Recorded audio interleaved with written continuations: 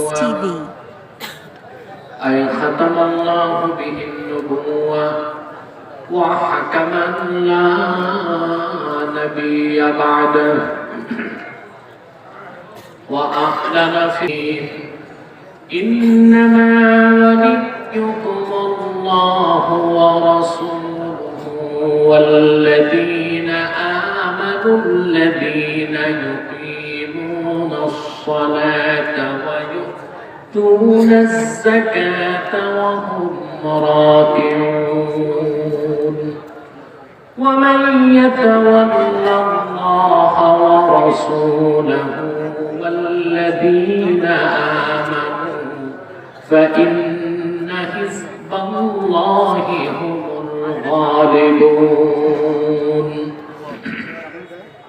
صدق الله العظيم وصدق رسوله النبي الكريم ونحن على ذلك من الشاهدين والشاكرين والحمد لله رب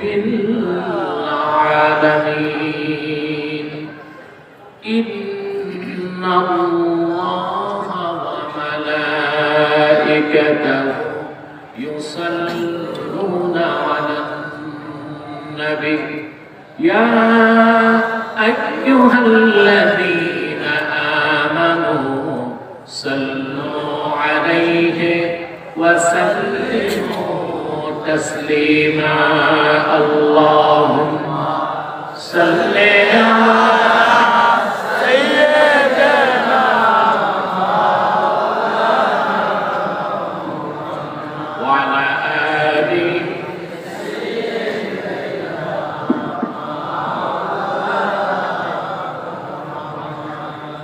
मदीने की हवा से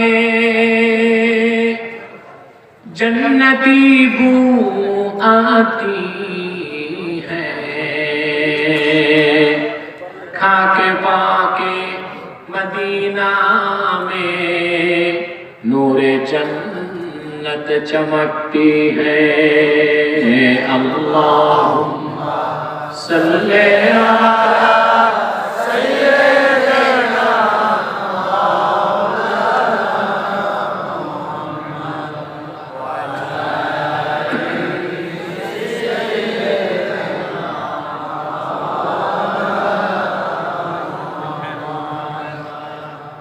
मुहम्मदुन रसूलुल्लाह सल्लल्लाहु अलैहि वसल्लम खतमल्लाहु बिहिन नबुव्वा व हकमन ला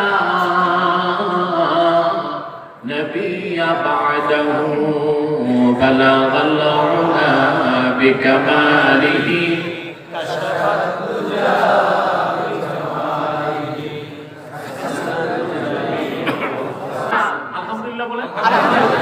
লাগবে কোনটা তাকওয়া লাগবে কি যারা বলেন কি এই ঈমান আর তাকওয়া যা থাকবে সে আল্লাহর ওলি হয়ে যাবে তবে ওলি ও দুই প্রকার এক প্রকার আউলিয়াউর রহমান আর এক প্রকার আউলিয়াউশ শয়তান একদল আমার আল্লাহর ওলি আরেক দল হচ্ছে নিকৃষ্ট শয়তানের ওলি সেজন্য পীর ও দুই প্রকার এক প্রকার রহমানি পীর আর এক প্রকার শয়তানি পীর ঠিক কি রহমানি পীরদের কাছে মাহফিল পাবে ইসালে সওয়াব পাবে দরুদ সালাম পাবে ঠিক কি না মিলাদ কিয়াম পাবে কোরআন তেলাওয়াত পাবে জিকির ফিকির পাবে আর শয়তানি পীরের কাছে গেলে এগুলো নাই আছে একতারা দুতারা সেতারা তাম্বুরা জাম্বুরা ঠিক কি রাত জিকির শুরু হবে রাত 12টার পর ওই যে আবুল খায়ের চেয়ারম্যান বলল গাজার পোটলা বসে পীরও গাঁজা খায় মুরিদও গাঁজা খায় খলিফাও গাঁজা খায় গাঁজা খায় দেখে তাল গাছের মাথায় বাজার বসছে তখন আর ঘুষ জ্ঞান ঠিক থাকে ঠিক কিনা বলো তথাকথিত সুন্নিরা আমাকে অপবাদ দিচ্ছে বলে আব্বাসি ওহাবি হয়ে গেছে আমি ওহাবি হলে তো সুন্নিকে বাংলাদেশে তার মানে মাজার পূজার বিরুদ্ধে বললে ওহাবি আমরা যারা খাঁটি সুন্নি আমরা মাজার জিয়ারতকে বিশ্বাস করি, মাজারে সাজদাকে মাজার পূজা মনে করি। আমরা যারা খাঁটি সুন্নি আল্লাহ ওয়ালা হক্কানি বুজুর্গের কাছে যাওয়াকে ওয়াজিব মনে করি, কিন্তু পীর আলীর নামে যেখানে শিরক হয়, পীরকে সাজদা করা হয়, সেই ধরনের জঘন্য পীর পূজাকে ঘৃণা করি।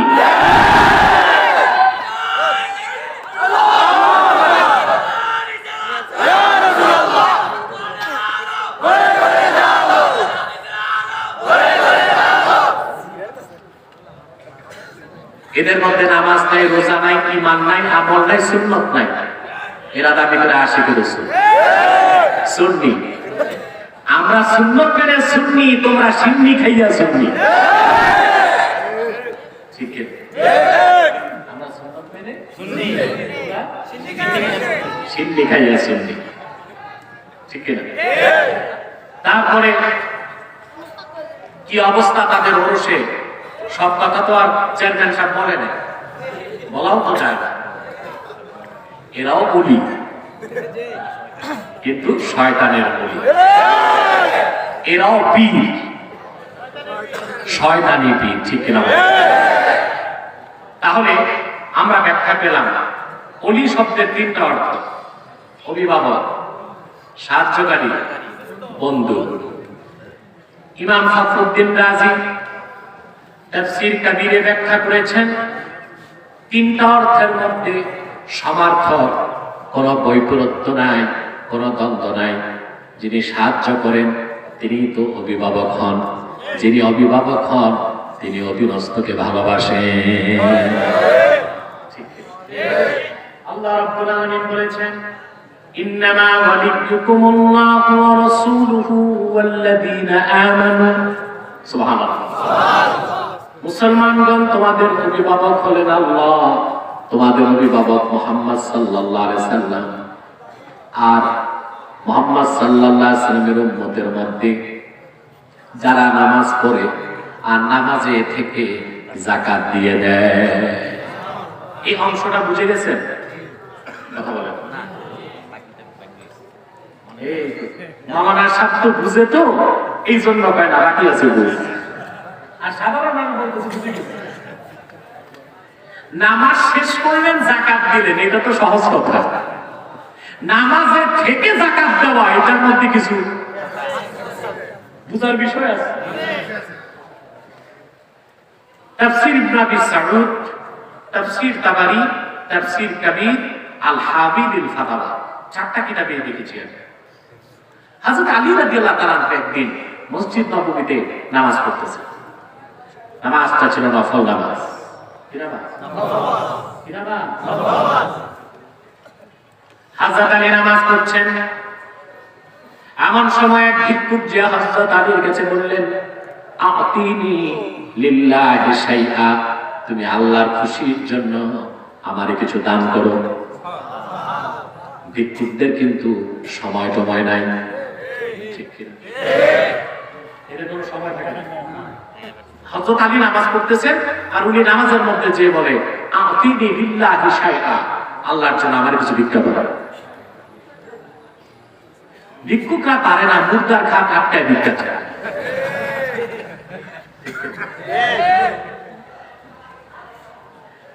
আমার ভাইয়েরা, হাদিস সাক্ষী, তাফসীর সাক্ষী, হযরত আলী নামাজ শেষ করার অপেক্ষা করলেন না। ফানাযা আলিয়্যুন খাতিমাহু ফাআতাহু। অন্য রাওয়ায়াতে এসেছে হযরত আলী তার হাতটা বাড়ায় দিলেন, আঙ্গুলে আংটি ছিল, আংটিটা ভিক্ষুককে দান করে দিলেন। নামাজ শেষ করার আগে না পরে? আল্লাহ পাক হযরত আলীর এই দানকে এত বেশি পছন্দ করলেন, সঙ্গে সঙ্গে সূরা মায়দায় আয়াত নাযিল করে দিলেন, ইন্নামা ওয়ালিয়্যুকুমুল্লাহু ওয়া রাসূলুহু ওয়াল্লাযীনা আমানুল্লাযীনা ইউকিমুনাস সালাতা ওয়া ইউতুনাজ যাকাতা ওয়া হুম রাকিউন। হযরত আলীকে আল্লাহ পাক মুসলমানদের অভিভাবক হবার মর্যাদা দিয়ে দিলেন। আমার ভাইয়েরা, হযরত আলীর নামাজ তখনও শেষ হয় নাই। ভিক্ষুক তখনও মসজিদ নববীর বাইরে যায় নাই। আলীর মর্যাদার উপর আয়াত নাযিল হয়ে গেল। সুবহানাল্লাহ বলবেন। আল্লাহর হাবিব সাল্লাল্লাহু আলাইহি সাল্লাম হুজরা শরীফের হুজরা মুবারাকার বাইরে এসে খুঁজতেছেন। আয়াত থেকে বোঝা যায় আমার এক সাহাবী দান করেছে, আরেকজন গ্রহণ করেছে। রাসূলুল্লাহ দেখলেন মসজিদ নববীর বাইরে এক ভিক্ষুক দাঁড়িয়ে আছে। সুবহানাল্লাহ বলবেন না? আল্লাহর হাবিব ভিক্ষুককে জিজ্ঞেস করলেন, হাল আ'তাকা আহাদুন শাইআ, আমার কোন সাহাবী তোমাকে কিছু দান করেছে নাকি? হাদিস সাক্ষী হযরত আলীর নামাজ তখনও শেষ হয় নাই। ভিক্ষুক فأشار إلى علي فقال ذاك الرجل يا رسول الله। ভিক্ষুক হাতের ইশারা করে হযরত আলীকে দেখায় বললেন, হুজুর ওই যে আপনার মেয়ে ফাতেমার জামাতা আলী নামাজ পড়ছে, আমি নামাজের মধ্যে ভিক্ষা চাওয়ার সঙ্গে সঙ্গে সে তার আংটি খুলে আমাকে দান করে দিয়েছে। এখন এই আয়াত থেকে তুই তো 500 করে বাল্ব লাগাই দিছো মোবাইলের মাথা, ক্লাস বন্ধ করো। কষ্ট হচ্ছে আপনাদের? গরমেও তো আল্লাহ কিছু বাতাস তো দিচ্ছে, আলহামদুলিল্লাহ। গরমকালে আমি শীতে এবং গরমে দিনে বেশি মাহফিল করি, আলহামদুলিল্লাহ।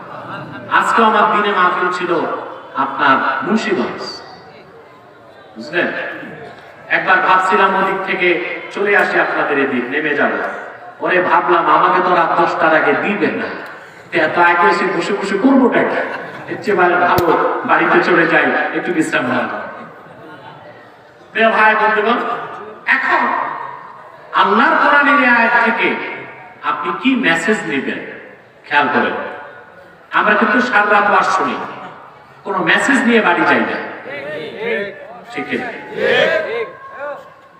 পীরদের দরবারে সারা রাত মাহফিল হয়, বক্তা দেখা যায় 50 জন ওয়াজ করে ফেলেছে। সকালবেলা খিচুড়ির পুটলা নিয়ে বাড়ি যায়। বুড়ি যদি জিজ্ঞেস করে কি ওয়াজ শুনছো, 50 বক্তার ওয়াজ থেকে 30 সেকেন্ড করে ওয়াজ শুনতে পারবে। তার মানে হচ্ছে কোন বার্তা, কোন মেসেজ দিয়ে যেতে পারলো না। না, আমরা চাই প্রতিটি শ্রোতা কোরআন থেকে মেসেজ নিয়ে বাড়ি যাবে। আল্লাহর কোরআনের আয়াত থেকে প্রথম যে জিনিসটা বুঝতে হবে তা হচ্ছে আমাদের অভিভাবক আল্লাহ, আমাদের অভিভাবক মুহাম্মদ সাল্লাল্লাহু আলাইহি ওয়াসাল্লাম, আর আমাদের অভিভাবক রাসূলুল্লাহর সাহাবীগণ, বিশেষ করে হযরত আলীর মতো মানুষ যিনি নামাজের মধ্যে যাকাত দিয়ে আল্লাহর মুকাররাব বান্দায় পরিণত হয়ে গিয়েছেন। দ্বিতীয় যে বিষয়টি বুঝতে হবে তা হচ্ছে যে দান সদকা, মানবের সেবা, মানুষের উপকারকে আল্লাহ কত পছন্দ করেন, যে নামাজের মধ্যে যাকাত দেওয়ার কারণে আল্লাহ পাক হযরত আলীর মর্যাদা বুলন্দ করে দিয়েছে। এর থেকে প্রমাণিত হয় ইসলাম হচ্ছে মানবিক জীবন বিধান। সুবহানাল্লাহ বলবেন না? ইসলাম কি? মানব সেবা, মানুষের উপকার, মানুষের কল্যাণ, এটাই হচ্ছে ইসলামের মূল শিক্ষা। বলেন সুবহানাল্লাহ। ইসলামের সাথে সন্ত্রাসের সম্পর্ক নেই, সহিংসতার সম্পর্ক নেই, কিন্তু চোরের মার বড় গলা। পশ্চিমারা আমাদেরকে, মুসলমানদেরকে সন্ত্রাসী আখ্যায়িত করতে চায় এবং ইসলামকে একটি সন্ত্রাসী ধর্ম প্রমাণ করতে চায়। পশ্চিমাদের এই অপব্যাখ্যা বেশি দিন টিকবে না। পশ্চিমারা সভ্যতার নামে ভণ্ডামি করে, সারা বিশ্বের মানুষ তা বুঝতে পারছে, ঠিক কিনা বলে?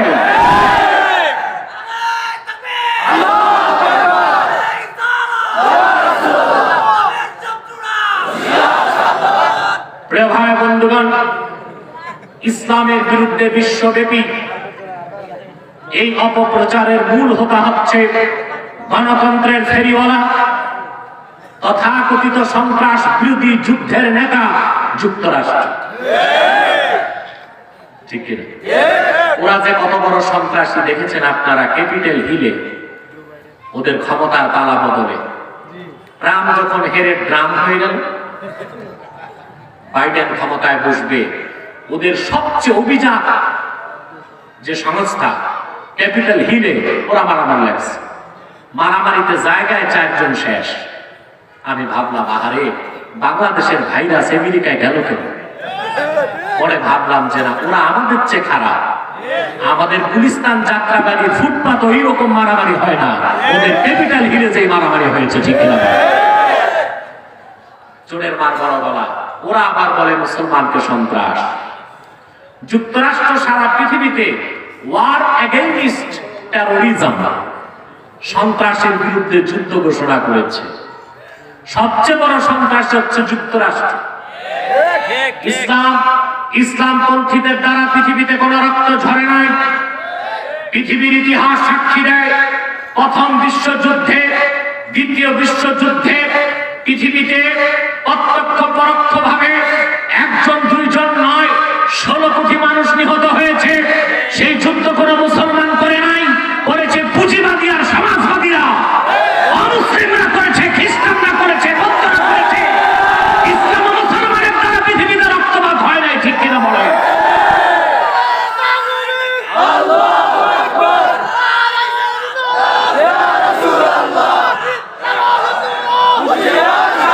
আমার ভাইয়েরা, আমার যুবক ভাইয়েরা, ভয় পেও না আমাদের অভিভাবককে। বজ্রের সবটুকু শক্তিকে সিংহের মতো গর্জন করে বলে দাও, আমরা মুসলমান, আমাদের সাথে সন্ত্রাসের সম্পর্ক নয়, কিন্তু আমরা সশস্ত্র জিহাদকে বিশ্বাস করি। তা ফরজ ছিল, ফরজ আছে, ফরজ থাকবে, ঠিক কিনা বলে?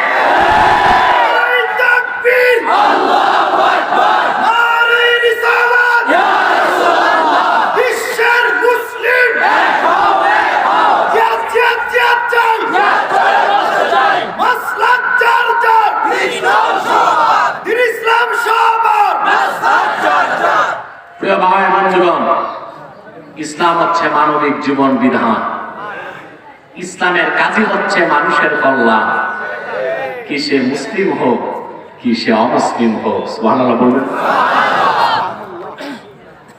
মানবতা, মানবাধিকার, মানব সেবার মূল্য কত বেশি ইসলামে দেখুন। সহিহ বুখারী সাক্ষী, এক সাহাবী এসে রাসূলুল্লাহকে প্রশ্ন করলেন, আইয়ুল ইসলামে আফজাল, ইসলামের সবচেয়ে উত্তম আমল কোনটি?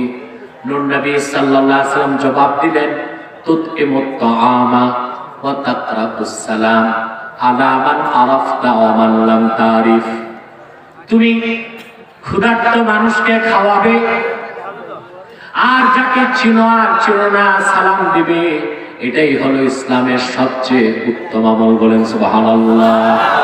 তাহলে আল্লাহ রাসূল সাল্লাল্লাহু আলাইহি সাল্লাম নফল ইবাদতের মধ্যে মানব সেবাকে সবচেয়ে বড় ইবাদতের মর্যাদা দিয়েছেন, ঠিক কিনা বলেন? সেটা কি? এখানে একটা সূক্ষ্ম ব্যাখ্যা আছে। বদরুদ্দিন আইনি উমদাতুল কারিতে লিখেছেন, রাসূলুল্লাহ সাল্লাল্লাহু আলাইহি সাল্লাম বাবে ইফআল থেকে বলতে পারতেন আকালা ইউকিলু তুকিলু তাআম, কিন্তু তুকিলু তাআম মানে শুধু মুখে খাওয়া না। রাসূলুল্লাহ এতটুকু সীমাবদ্ধ করেন নাই, বলেছেন তুতইমুত তাআম। এর মানে হচ্ছে যার খাদ্য নাই তারে খাদ্য দাও, যার বস্ত্র নাই তারে বস্ত্র দাও, যার ওষুধ নাই তারে চিকিৎসা সেবা দাও, যার মেয়ে যৌতুকের অভিশাপের কারণে বিয়ে হয় না তার বিয়ের ব্যবস্থা করে দাও, যার বই নাই তারে বই কিনে দাও, যার ঘরে চাল নাই তারে চাল দাও। অর্থাৎ মানুষের প্রত্যেকটি প্রয়োজনকে মিটায় দেওয়াটা রাসূলুল্লাহ সাল্লাল্লাহু আলাইহি সাল্লাম ইতআমুত তাআম দিয়ে বলে দিয়েছেন। সুবহানাল্লাহ। ইসলাম হচ্ছে মানবিক জীবন বিধান। সুবহানাল্লাহ। ইসলাম হচ্ছে মানবতার ধর্ম, ইসলাম হচ্ছে কল্যাণের ধর্ম। ইসলাম শুধু মুসলমানের জন্য আসে না, এসেছে বিশ্বের প্রতিটি সম্প্রদায়ের কল্যাণে, ঠিক কিনা বলে? সেজন্য আমি আপনি আমার লাইভ শোগুলোতে দেখেছেন, আমি বুদ্ধিজীবীদের বলেছি আমরা মৌলবাদী, তবে আমরা উগ্রবাদী নই। আমরা মৌলবাদী, তবে আমরা সাম্প্রদায়িক নই। মৌলবাদের ব্যাখ্যা আমি তাদের দিয়েছি, এখন আর মৌলবাদী বলে না, এখন আর মৌলবাদী বলে না। এতদিন আমাদেরকে ঘুমে রাখছিল, ঠিক কিনা? মনে রাখবেন, আমাদের এই প্রচেষ্টায় ইসলামের কল্যাণ তারা পেয়েছে। আমাদের মধ্যে বল্টু সল্টুর কাছে ইসলাম ঋণী না, কথা বুঝলেন না? ইসলাম বিজয়ী ছিল, আছে, থাকবে, কথা বলেন। হ্যাঁ, উপকার হয়েছে ওলামায়ে কেরামের। বিজয়টা শুধু ব্যক্তি আব্বাসীর হয় নাই, হয়েছে সমস্ত বাংলাদেশের ওলামায়ে কেরাম। আপনারা এখন দুঃসাহস নিয়ে বলবেন আমরা মুসলমান মৌলবাদী, উগ্রবাদী নয়, আমরা মুসলমান মৌলবাদী, সাম্প্রদায়িক নই, আমরাই অসাম্প্রদায়িক, ঠিক কিনা বলেন? আমাদের মধ্যে কোনো সাম্প্রদায়িক চিন্তা নাই। আমরা কিভাবে সাম্প্রদায়িক হব? সাম্প্রদায়িক মানে যেই সম্প্রদায় শুধু তার নিজের সম্প্রদায়ের জন্য, ওইটা সাম্প্রদায়িক। আমরা মুসলমান শুধু মুসলমানের জন্য নয়। আল্লাহ পাক কোরআন কারীমে বলেছেন, কুনতুম খায়রা উম্মাতিন উখরিজাত লিন-নাস, তোমরা উম্মতে মুহাম্মাদী শ্রেষ্ঠ জাতি, তোমাদেরকে বের করা হয়েছে গোটা মানব জাতির কল্যাণে। দেখেন, ইসলামের মধ্যে মানব সেবা, মানবতা, পরোপকার কত প্রাধান্য দেওয়া হয়েছে, যে মানুষকে সেবা করা, মানুষকে খাওয়ানো, যার বস্ত্র নাই তাকে বস্ত্র দেওয়া, যার খাদ্য নাই তাকে খাদ্য দেওয়া, যার শিক্ষা নাই তাকে শিক্ষা দেওয়া, যার বাসস্থান নাই তাকে বাসস্থান দেওয়াকে রাসূলুল্লাহ সাল্লাল্লাহু আলাইহি ওয়াসাল্লাম শ্রেষ্ঠ ইবাদত বলেছেন, বলেন সুবহানাল্লাহ। জাতিসংঘ কর্তৃক ঘোষণা আছে পৃথিবীতে 5 প্রিন্সিপাল ডিমান্ডস, মানুষের মৌলিক অধিকার 5টি। কয়টা? কয়টা? খাদ্য, বস্ত্র, চিকিৎসা, বাসস্থান, শিক্ষা। কয়টা? জাতিসংঘ 70 বছর আগে 5টি মৌলিক অধিকারের কথা বলেছে। আর বিশ্ব মানবতার মুক্তির দূত, নবীদের সকল নবী রাসূলগণের মাথার তাজ মুহাম্মদ সাল্লাল্লাহু আলাইহি সাল্লাম 1500 বছর আগে প্রত্যেকটা মানুষের মৌলিক অধিকার পূরণ করাকে আরেকটা মানুষের জন্য আবশ্যক করে দিয়েছেন। সুবহানাল্লাহ। আল্লাহ পাক মানব উপকার, মানব সেবা, মানুষের কল্যাণকে কত বেশি পছন্দ করেন আপনি চিন্তা করতে পারবেন না। আমাদের বাংলাদেশীদের মধ্যে মানুষের উপকার করার প্রবণতা কম, অপকার করার প্রবণতা বেশি। আমরা সবসময় চেষ্টা করি একজন আরেকজনকে কিভাবে বাস দিতে পারে, কথা বলেন না? সেজন্য দেখবেন ইউটিউব ব্যবসায়ীরা বেশি ক্যাপশন বানায় বাস আর ফাঁস। বাস আর আরে ইউটিউব ব্যবসায়ীরা ভিউজের জন্য যা খুশি তা ক্যাপশন বানায়। তাদের উচিত কিছুটা নিয়ম কানুন মেনে চলা।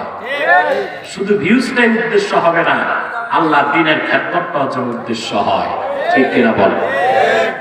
ভিউজ পাওয়ার জন্য অনেক বক্তাও স্টেজে বসে বিপরীত প্রান্তিক থেকে ভাইরাল হতে চায়, কথা বলেন?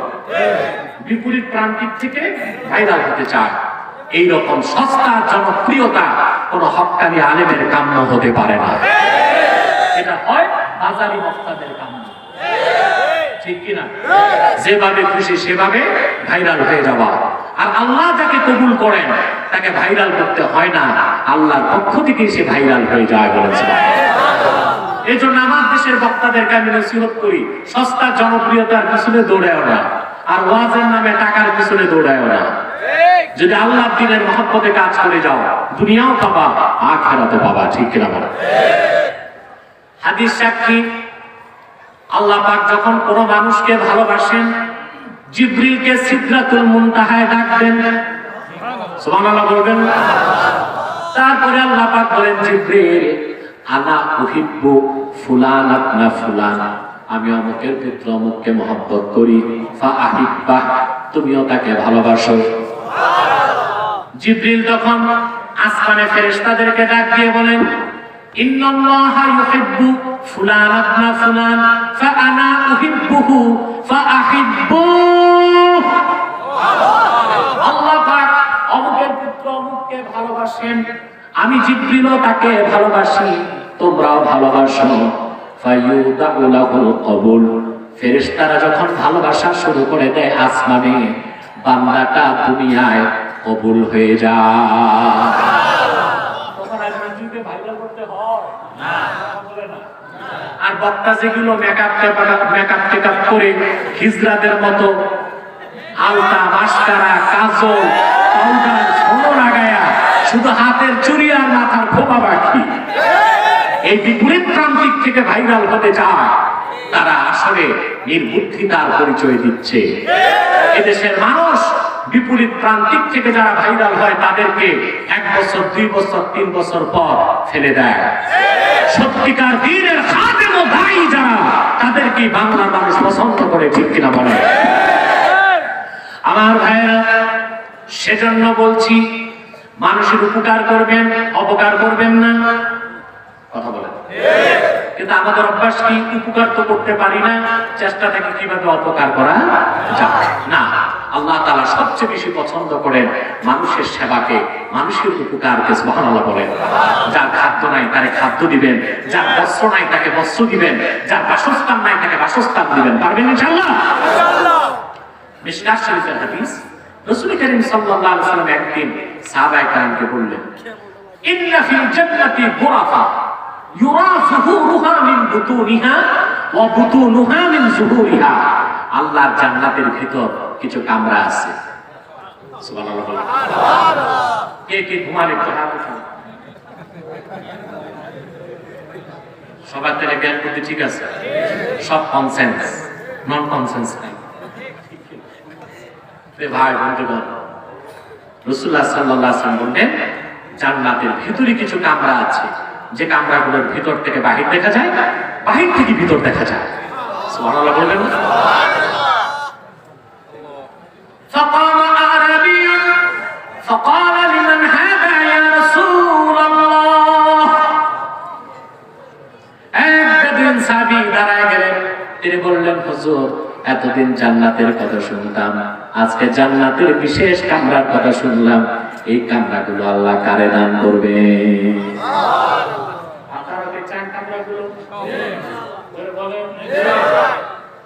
আল্লাহর হাবিব জবাব দিলেন, ফরজ ওয়াজিব সুন্নতের পরে অতিরিক্ত 4টি কাজ যারা করবে, লিমান আতাবাল কালাম ওয়া আত'আমাত তাআম ওয়া আদামাস সিয়াম ওয়া সাল্লা ফিল লাইলি ওয়ান নাসু নিয়াম। সুবহানাল্লাহ বলবেন। কয়টা কাজ? যে ব্যক্তি তার মুখের ভাষা পবিত্র করলো।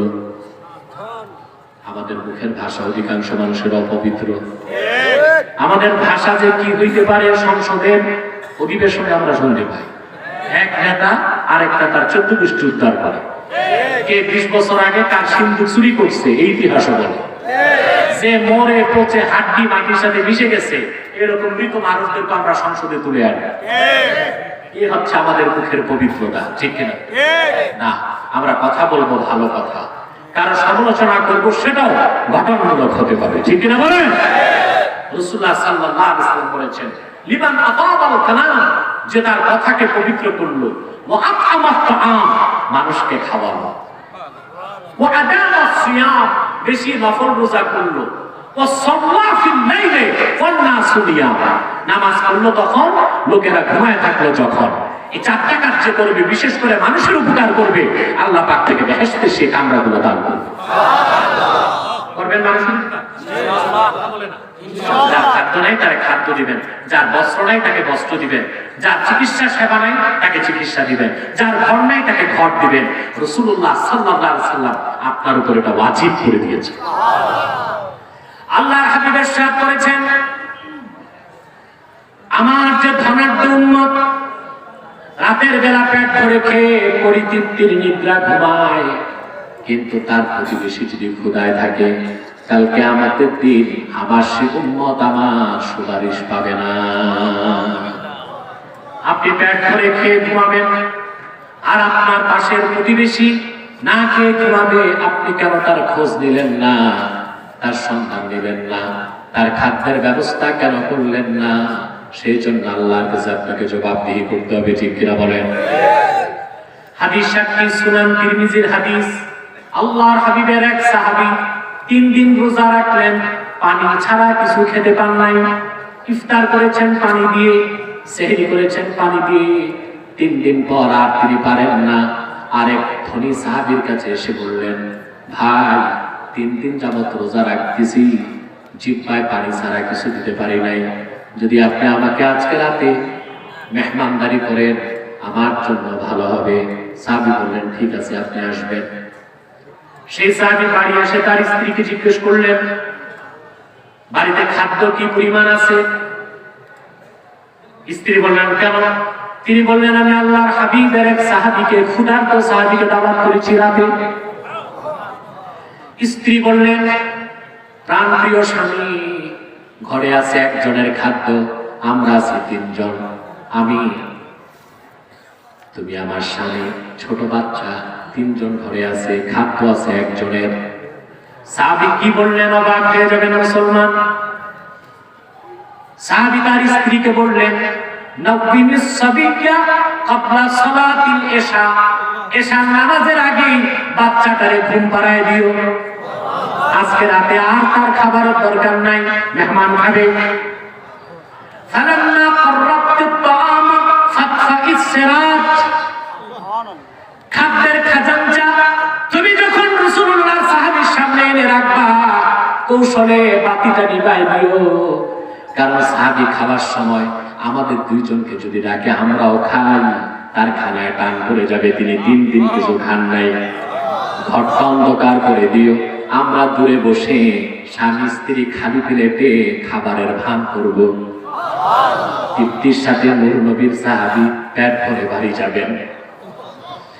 হাদিস সাক্ষী, সুনান তিরমিজি সাক্ষী, ছোট শিশুর বাচ্চাটা এশা নামাজের পূর্বে মা ঘুম পাড়ায় দিলেন, না খেয়ে সারা রাত বাচ্চাটা ঘুমায় কাটায় দিল। বাড়ির সব টুকুন খাবার আল্লাহর হাবিবের ক্ষুধার্ত সাহাবীকে খাওয়াই দিলেন। স্বামী স্ত্রী সেহরির সময় কিছু পান নাই, পানি খেয়ে রোজা রাখলেন। ফজরের আযান হয়ে গেল, সাহাবী মসজিদ নববীতে গেলেন নামাজ পড়তে। আল্লাহর হাবিব নামাজ শেষ করে সাহাবীর দিকে ঘুরে বললেন, ও সাহাবী, গত রাতে কি আমল করেছো তুমি? খুশি হয়ে আল্লাহ পাক তোমার শানে কোরআনের আয়াত নাযিল করে দিয়েছে। সাহাবী বললেন, ইয়া রাসূলুল্লাহ, ইয়া হাবিবাল্লাহ, আপনার একজন সাহাবী 3 দিন রোজা রেখেছেন, কিছু খেতে পান নাই, আজকে ঘরে যা ছিল খাবার সব এশার নামাজের পরে খাওয়াই দিয়েছি। নিষ্পাপ বাচ্চা না খেয়ে ঘুমিয়েছে, আমরা স্বামী স্ত্রী পানি খেয়ে রোজা রেখেছি। রাসূলুল্লাহ বললেন, সেজন্য আল্লাহ নাযিল করেছেন, ওয়ায়ুতিরুনা আলা আনফুসিহিম ওয়ালাউ কানা বিহিম খাসাসা। হে রাসূল মুহাম্মদ সাল্লাল্লাহু আলাইহি সাল্লাম, আপনার সাহাবীগণের মধ্যে এমন মানব উপকারী সাহাবী আছে যারা নিজেরা ক্ষুধার যন্ত্রণায় জর্জরিত থেকেও আপনার আরেক সাহাবীকে প্রাধান্য দিয়ে দেয়। মানুষের সেবা, মানুষের উপকার, মানুষের কল্যাণ অনেক সওয়াবের কাজ, এই দিকে আমাদের দৃষ্টি নাই।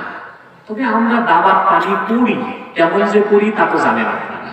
মেয়ের বিয়েতে রিকশাওয়ালা দাওয়াত পায় না, ফকির মিসকিন দাওয়াত পায় না, দাওয়াত পায় এমপি মন্ত্রী চেয়ারম্যান মেম্বার, ঠিক না? গোশতের গ্রানে ক্ষুধার্ত ফকিরের পেটে কলিজা ত্রাহি ত্রাহি করে। কুকুরের পাশে গেটের সামনে ফকির বসে থাকে, তারে এনে খাওয়ায় না।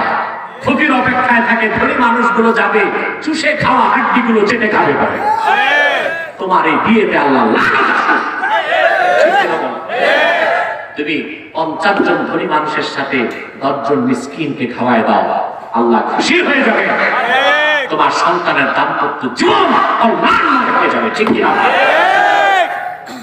তারপর এখন চলে ব্যবসা, মেয়ের বিয়ে ছেলের বিয়ে, গেটের সামনে থেকে টেবিল, এর মানে দিয়ে যান খেয়ে যান। এখন একটা ডিনার সেট যদি দামি কিনেন 30,000 টাকা, ঠিক না? 30,000 টাকা ডিনার সেট দিল, খাইছেন মাত্র 300 টাকা। সবাই তো আর খেতেও পারে না, কিছু খাদক আছে বাংলাদেশে, এদেরকে আবার দাওয়াতও দেয় মানুষ। ওই এক খাদক গেছে বিয়ে বাড়িতে খাইতে, খাওয়ার পর বড় একটা ঢেকুর দিছে। তো তার বন্ধু জিজ্ঞেস করে এত বড় ঢেকুর দিয়ে রাখে না? কয় না, খাইছি তো মোটামুটি। কই কি খাইছো? তো বেশি না, 6 প্লেট পোলাও, 10টা রোস্ট, 8টা ব্রোস্ট, 16টা কাবাব, 3 ঘটি দই। আর সে পেটটা ভালো না তো তেমন খাইতেও পারি না। যদি সমাজে আরো 2-4-10টা বেড়ে যায়, মানুষ তো ভয়তে নাপাতি করবে না, ঠিক কিনা? বাকি মানুষ আর খায় কি? 300 টাকা খায়, 3000 টাকা দিয়ে আসে। এইরকম স্বার্থপর হয়ে আমরা মেহমানদারি করি, কিন্তু মানুষের উপকারে মেহমানদারি করি না, ঠিক কিনা? তাহলে আজকে এই আয়াত থেকে দ্বিতীয় যে সাবাক আমরা পেলাম, আমরা মানুষের উপকার করবো, ঠিক কিনা? মানুষের উপকারকে, মানুষের কল্যাণকে ইসলাম সবচেয়ে প্রাধান্য দিয়েছে। আজ আমাদের সমাজে ক্ষুধার্ত মানুষ আছে, গরিব মানুষ আছে, কষ্ট পাচ্ছে। সমাজে নেশা, দুর্নীতি বেড়ে গেছে। তার মূলভূত কারণ আমাদের সমাজটা ইসলামী জিন্দেগির সমাজ হয় না। আমাদের সমাজটা মসজিদ ভিত্তিক সমাজ হয় নাই, হয়েছে পঞ্চায়েত ভিত্তিক সমাজ, ঠিক কিনা বলেন? পঞ্চায়েত ভিত্তিক সমাজ ভেঙে মুসলমান মসজিদ ভিত্তিক সমাজ বিনির্মাণ করো। ইমাম সাহেবের নেতৃত্বে সমস্ত ধনী মানুষের লিস্ট করে তাদের থেকে সম্পদ নিয়ে গরিবের কাছে বন্টন করো। এলাকাতে কোনো দারিদ্রতা থাকবে না, সুখ থাকবে না, ঘুষ থাকবে না, না খেয়ে থাকার মতো একজন গরিবও পাওয়া যাবে না, ঠিক কিনা বল? কিন্তু পাবেন কোথায়? সমাজ ব্যবস্থায় তো আমাদের ধ্বংস হয়ে যাচ্ছে, নষ্ট হয়ে যাচ্ছে। দেখা যাচ্ছে সমাজে এমনকি মসজিদ কমিটি, মাদ্রাসা কমিটি তো দেখা যায় সব সুদখোর আর ঘুষখোর। মসজিদের সভাপতি যদি সুদখোর হয়, সেক্রেটারি যদি ঘুষখোর হয়, পঞ্চায়েতের প্রধান মাতব্বর যদি 2 দিক থেকে খায়, তাহলে সমাজে শান্তি আসবে কেমন করে? দুর্নীতি থাকবে কেমনে? যাবে কেমন করে? দুর্নীতি থাকবে না বাড়বে? মসজিদের সভাপতি যদি সুদখোর হয়, ইমাম সাহেব এতিমের মতো মেম্বরে বসে থাকবে, আর করার আছে কিনা, ঠিক কিনা বলে? সুদখোর থেকে দূরে থাকবেন। আমি একটা কথা বলে দেই, চোর, ডাকাত, জেনাখোর তার চেয়ে খারাপ সুদখোর, ঠিক কিনা? আবার বলছি, চোর, ডাকাত, জেনাখোর তার চেয়ে খারাপ সুদখোর। কেন?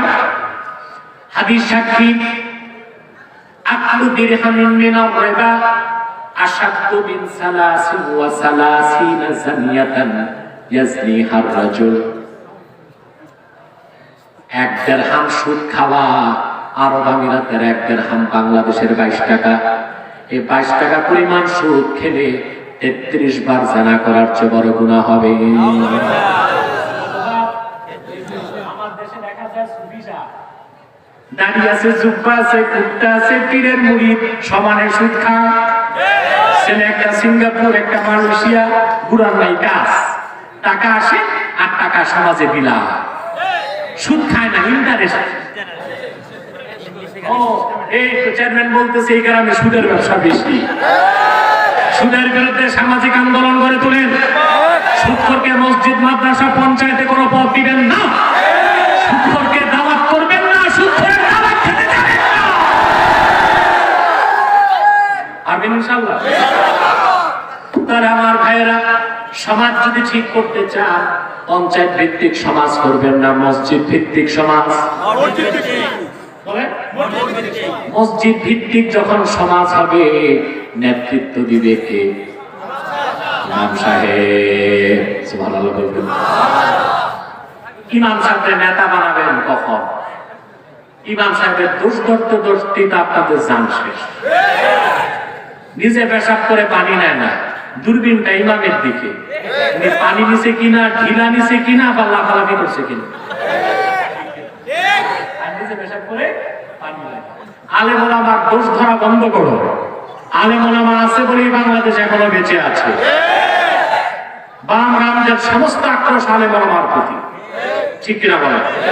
সেজন্য 2-1টা মাদ্রাসায় বিচ্ছিন্ন ঘটনা ঘটলেই ওরা আওয়াজ উঠায়, মাদ্রাসা বন্ধ করে দেওয়া হোক।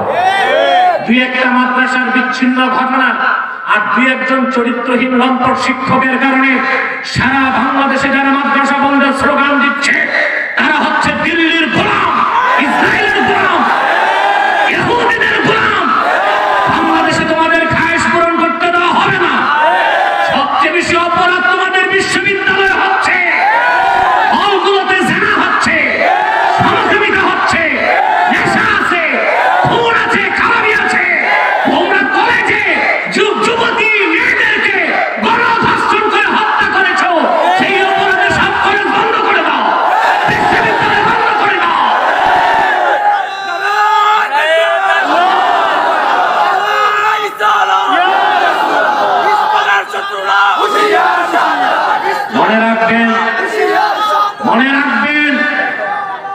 আক্রোশ আলেমদের প্রতি নয়, আক্রোশ ইসলামের প্রতি। আক্রোশ মাদ্রাসার প্রতি নয়, আক্রোশ হচ্ছে কোরআন হাদিসের প্রতি। মনে রেখো, বাংলাদেশের কি কওমি মাদ্রাসা কি আলিয়া মাদ্রাসা, এক একটি মাদ্রাসা ইসলামের সৈনিকদের এক একটি ঘাঁটি, এক একটি ক্যান্টনমেন্ট। যতদিন বাংলাদেশে মাদ্রাসা থাকবে, মসজিদ থাকবে, ততদিন বাংলাদেশের স্বাধীনতা সার্বভৌমত্ব অক্ষুণ্ণ থাকবে। কোন আগ্রাসী শক্তির পক্ষে বাংলাদেশের স্বাধীনতায় হস্তক্ষেপ করা সম্ভব হবে না। যদি বাংলাদেশের স্বাধীনতায় আঘাত আসে, সেনাবাহিনীর সাথে প্রথম কাঁধে কাঁধ মিলিয়ে রক্ত দিতে মাঠে নামবে ওলামায়ে কেরাম।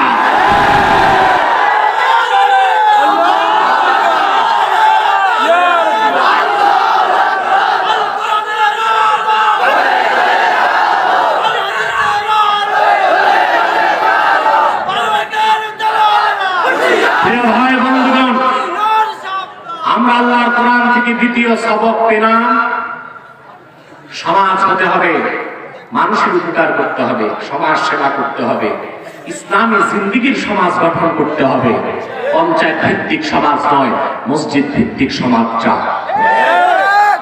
3 নাম্বার, এই আয়াতে হযরত আলী রাদিয়াল্লাহু তাআলা আনহুর ফজিলত প্রকাশ পেয়েছে। হযরত আলীকে আল্লাহ আমাদের অভিভাবক বানায় দিয়েছে, কিন্তু তার মানে এই নয় যে হযরত আলীর মর্যাদা আবু বকর, ওমর, ওসমান থেকেও বেশি, তা বলা যাবে না। ফজিলত 2 প্রকার, একটি কুল্লি আর একটা জুজই। এটা হযরত আলীর জুজই ফজিলত। কুল্লি ফজিলতের দিক দিয়ে সর্বশ্রেষ্ঠ হযরত আবু বকর, তারপর হযরত ওমর, তারপর হযরত ওসমান, তারপর হযরত আলী। যারা 3 খলিফা থেকে হযরত আলীর মর্যাদা বেশি মনে করে, তারা পথভ্রষ্ট শিয়া সম্প্রদায়। তারা বাতিল। শুধু বাতিল না, শিয়াদের একটা ফেরকা আছে পুরোপুরি কাফের। শিয়াদের মোট 12টা ফেরকা, ইসনা আশারিয়া। কয়টা? মূলত তারা 2 ভাগে বিভক্ত, একটা আহলুত তাশাইয়্যু কুবরা আর একটা আহলুত তাশাইয়্যু সুগরা।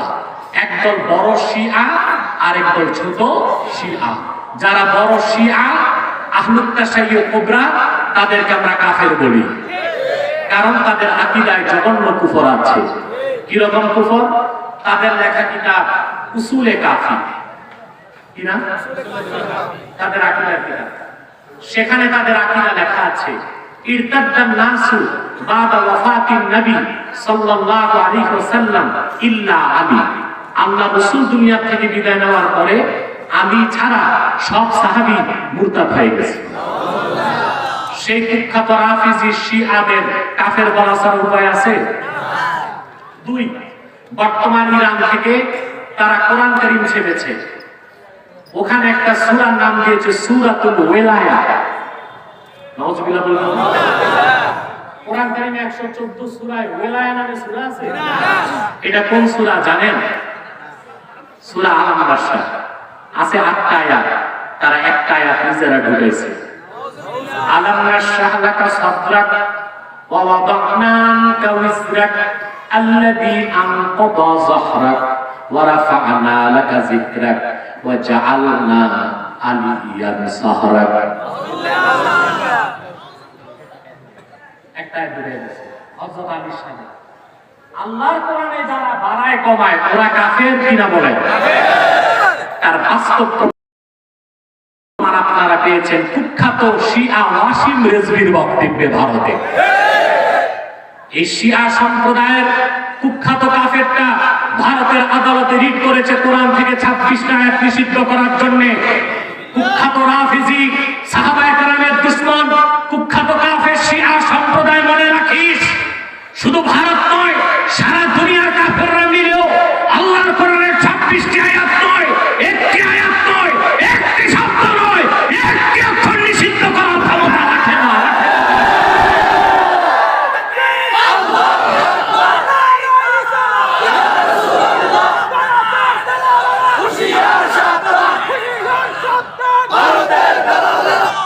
আমার বিশ্বাস এটা উগ্রবাদী হিন্দু সরকার, মোদী সরকারের চক্রান্তের অংশ হিসেবে করা হয়েছে। ঠিক কিনা বলেন? এই কুলাঙ্গার উগ্রবাদী হিন্দু সংগঠনটি মুসলমানকে শুধু নিপীড়নই করে চলছে। 500 বছরের ইতিহাস ঐতিহ্যের বাবরি মসজিদকে তারা শহীদ করেছে। গুজরাটে 2000 মুসলমানকে আগুনে জ্বালিয়ে হত্যা করেছে। কাশ্মীরের মুসলমানের অধিকারকে বঞ্চিত করেছে। আসামে 20 লক্ষ মুসলমানকে নাগরিকত্ব হরণ করেছে। এইরকম খুনি, মুসলিম বিদ্বেষী, কোরআন বিদ্বেষী কোন কুলাঙ্গার মারণ বাংলাদেশে আসুক, এটা মুসলমান চায় না।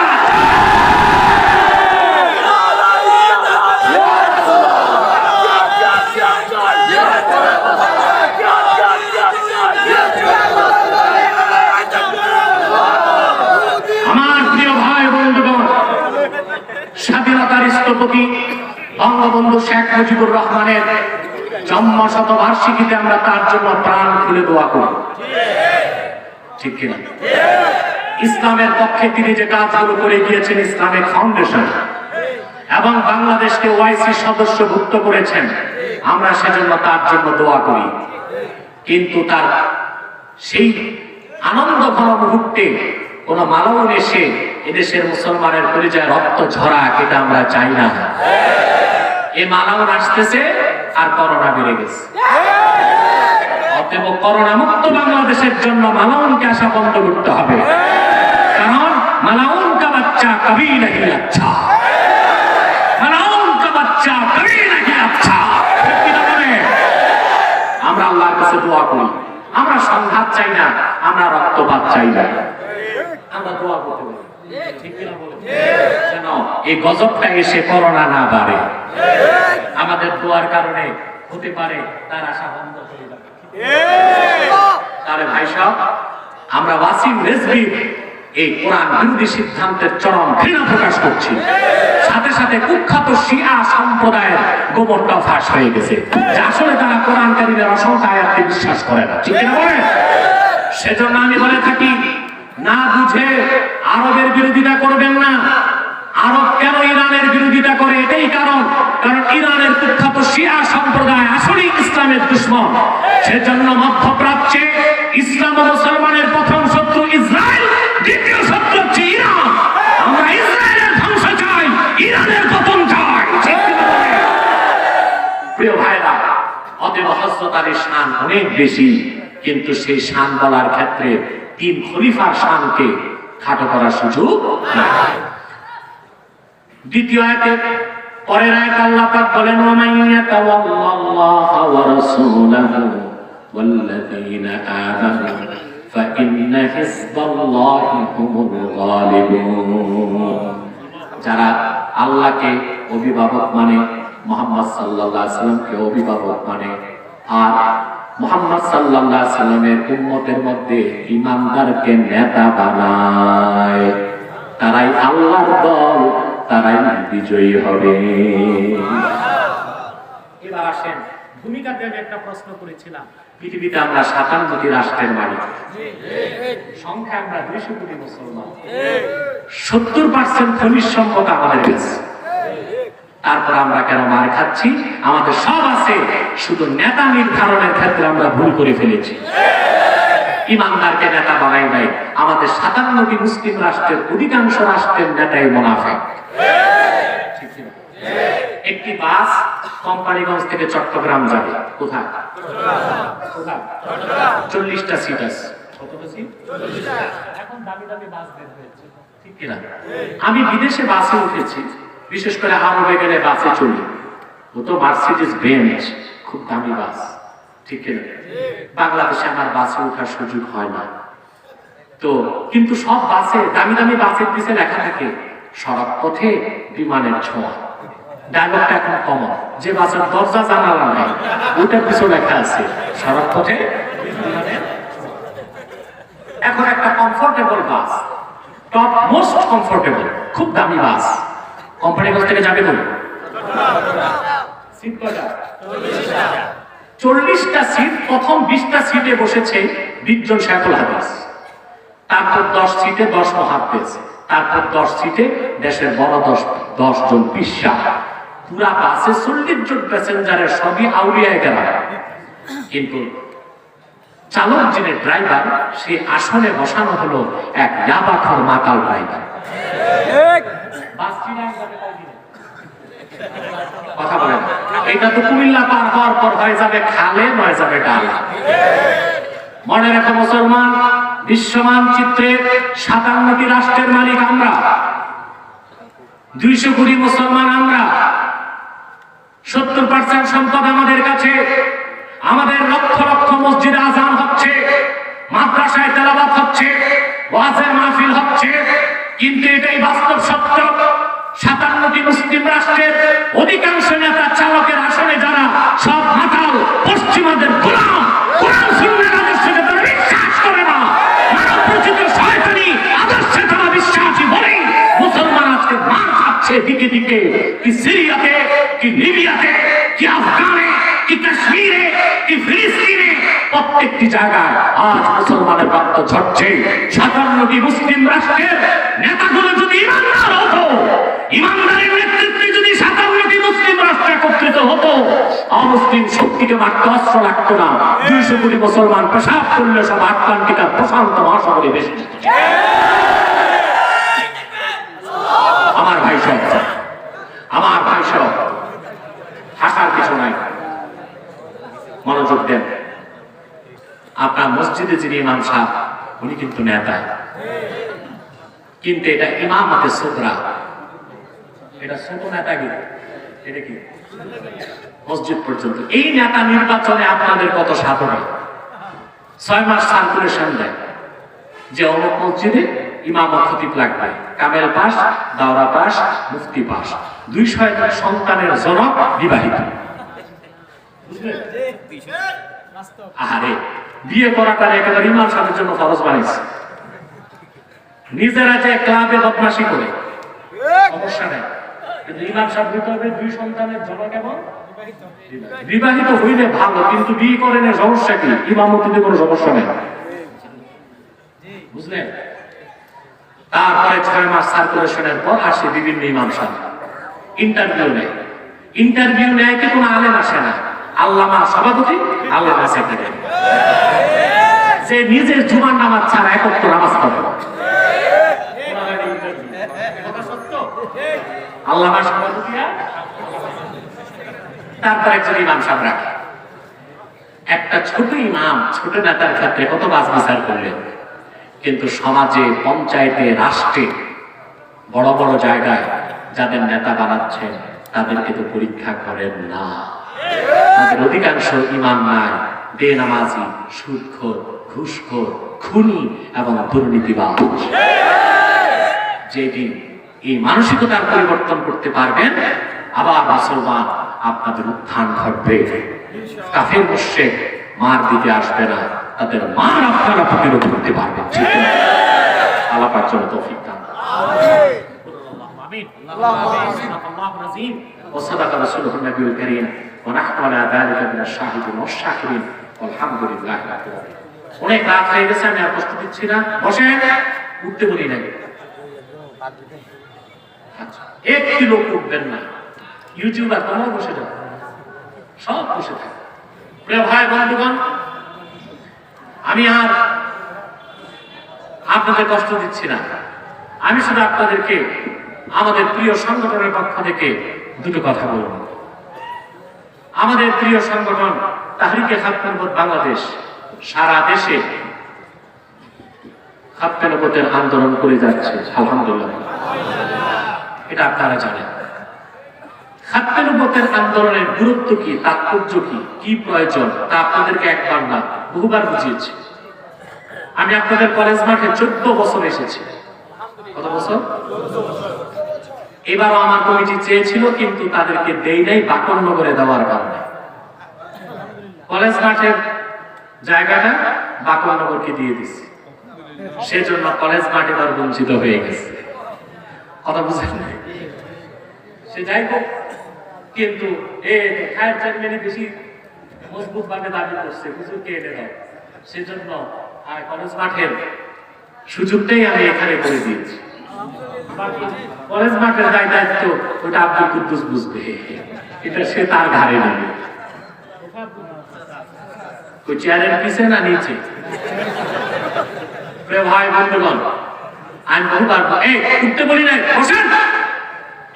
সারা রাত পার করে দিচ্ছেন, মুনাজাত ছাড়া চলে যাবেন। আপনার কি আউলিয়া কেরাম হয়ে গেছে যে গুনাহ নাই? আমাদের সবার গুনাহ আছে। আমরা আল্লাহর কাছে হাত তুলে মুনাজাত করে যাব। খাদ্য নবুওয়াতের আন্দোলন তাৎপর্য বহুবার বুঝিয়েছি, ঠিক কি? এখন আমি আপনাদের কাছে আপনাদের অনেক আপনারা আমি যখনই ডাকি আন্দোলনে চলে যান, আলহামদুলিল্লাহ, এতে সন্দেহ নাই। কিন্তু আপনারা আমার সবচেয়ে কাছে, সবচেয়ে মহব্বতে। আপনাদের কাছ থেকে খাদ্য নবুওয়াতের আন্দোলনে আপনাদের উপস্থিতি, আপনাদের একাগ্রতা আমি বেশি চাই। সেটা আপনাদের পূরণ করতে হবে। পারবেন না ইনশাআল্লাহ? দেখুন ভাইরা, আল্লাহ এক, আল্লাহর একাত্মে কারো শরীক নাই। কেউ যদি আমার আল্লাহকে বিশ্বাস করে কিন্তু আল্লাহ এক এটা বিশ্বাস না করে, সে মুসলিম না অমুসলিম? শুধু অমুসলিম না, কুখ্যাত কাফের। ঠিক সেভাবে আমার মুহাম্মদ সাল্লাল্লাহু আলাইহি ওয়াসাল্লাম আল্লাহর শেষ নবী, ওনার পরে কোনো নবী নাই, রাসূল নাই। এখন কেউ যদি আমার নবী মুহাম্মদ সাল্লাল্লাহু আলাইহি ওয়াসাল্লামকে বিশ্বাস করে কিন্তু তিনি শেষ নবী এই কথা বিশ্বাস না করে, সে মুসলিম না মুসলিম? শুধু অমুসলিম না, কুখ্যাত কাফের। তাকে যারা কাফের বলবে না তারাও কাফের। ওই রকম কাফের সম্প্রদায় বাংলাদেশে আছে, কুখ্যাত কাদিয়ানী সম্প্রদায়। তারা আল্লাহর আখির নবী মুহাম্মদ সাল্লাল্লাহু আলাইহি ওয়াসাল্লামকে আল্লাহর শেষ নবী হিসেবে বিশ্বাস করে না। এই জন্য তারা কি? চিল্লায়া বলেন, তারা কি? তাদেরকে যারা কাফের বলবে না তারাও কি? এই কুখ্যাত কাদিয়ানীরা মানুষকে ধোঁকা দিতে মুসলমানদের মতো দাড়ি রাখে, টুপি লাগায়, নাম রাখে। এদেশে তো হিন্দু, বৌদ্ধ, খ্রিস্টানও আছে, তাদের বিরুদ্ধে আমরা মিছিল করি। আমাদের বিরুদ্ধে ওরা কিন্তু করে। হিন্দু, বৌদ্ধ, খ্রিস্টান ঐক্য পরিষদ আছে, তার মানে ঐক্য হচ্ছে মুসলমানের বিরুদ্ধে। তারপর আমরা তাদের কিছু বলি না। কেন বলি না? তারা এই দেশে থাকে অমুসলিম পরিচয়। কিন্তু তাদের চেয়ে কুখ্যাত কাফের হচ্ছে কাদিয়ানী গোষ্ঠী, কিন্তু তারা পরিচয় দেয় মুসলিম। এই জন্যই আমরা আন্দোলন করি যে তাদেরকে অমুসলিম ঘোষণা করতে হবে, মুসলমানের ধর্মীয় অধিকার রক্ষার জন্য এবং মানুষ যেন ধোঁকায় করে কাফের না হয় সেই জন্য। এবার বুঝতে পারছেন? তারা মানুষকে ধোঁকা দেয়, মুসলমানদের মতো দাড়ি রাখে, টুপি লাগায়, নাম রাখে। দাড়ি রাখলেই কেউ যদি মুসলমান হতো তো রবীন্দ্রনাথ ঠাকুরের চেয়ে বড় মুসলমান কেউ? সে কি মুসলিম ছিল না মুসলিম? টুপি লাগালে মুসলমান হওয়া যায়? আপনার মহাত্মা গান্ধীকে দেখছেন, নাম শুনছেন? মুরব্বীরা দেখছেন? বাংলাদেশে আসছিল সে, মহাত্মা গান্ধী 3 মাস নোয়াখালী ছিল। নোয়াখালী কেন ছিল আমি খুঁজে পাইছি। এক হিন্দু মহিলার প্রেমে পড়ে গেছিল মহাত্মা গান্ধী। আরে পরকীয়া এত খারাপ জিনিস, রাজনীতি, খেলা সব ভুলে যায়। দেখছেন না, খেলোয়াড় খেলার মাঠে ছক্কা মারতে মারতে আরেক মাঠের বউ ছক্কা মেরে। এই পরকীয়া দেশে বেড়ে গেছে পর্দা না থাকার কারণে। এই মহাত্মা গান্ধীর সাথে একটা ছাগল থাকতো, ছাগল। এই ছাগলটা লন্ডন সফর করছে কয়েকবার, এটা টিকিট দিয়ে নিয়ে গেছে। ভাগ্যের নির্মম পরিহাস, এই মহাত্মা যখন ছাগল নিয়ে নোয়াখালী আসলো, আপনাদের ফেনীতে যাওয়ার পর ছাগল গেছে চুরি হইয়া, ওই জায়গার নামই হয়ে গেছে ছাগল নাইয়া।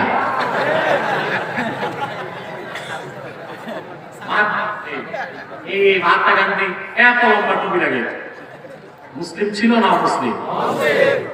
তারপরে এক শয়তান বোতলে পেশাব করে উপরে লেবেল লাগাই দিছে শরবত। ওটা কি শরবত হবে? তদ্রুপ কাদিয়ানীরা মুসলিম, কাফের। আব্দুল আউয়াল, আব্দুল সামাদ, মুবাশশির আলী, কবির চৌধুরী এসব নাম রাখার দ্বারা তারা মুসলমান হতে পারে না। আমার ভাইয়েরা, আমার বন্ধুরা, আমার আল্লাহ নূর নবী আমার মুহাম্মদ সাল্লাল্লাহু আলাইহি ওয়াসাল্লামের ইসলাম ও কোরআনের হাজার হাজার হাজার বছর পরে বর্তমান ভারতের কুখ্যাত পাঞ্জাবের কুখ্যাত গুরুদাসপুরের কুখ্যাত কাদিয়ানে ইংরেজ আমলে এক শয়তান নিজকে নবী দাবি করছে। চিল্লায়া বলেন নাউজুবিল্লাহ। শয়তানটার নাম রেখেছিল তার বাপ মির্জা গোলাম আহমদ কাদিয়ানী। তাকে গোলাম আহমদ বলা যাবে না, কারণ গোলাম আহমদ অর্থ আহমদ এর গোলাম। কোন কাফের কোনদিনও গোলাম আহমদ এর গোলাম হতে পারে না। আর কাদিয়ানের কাযযাব ছিল কুখ্যাত কাফের, সে গোলাম আহমদ এর গোলাম ছিল না, সে ছিল কুখ্যাত শয়তানের কুখ্যাত গোলাম। এই শয়তানটার উপর গজব এসেছে 1908 সালে।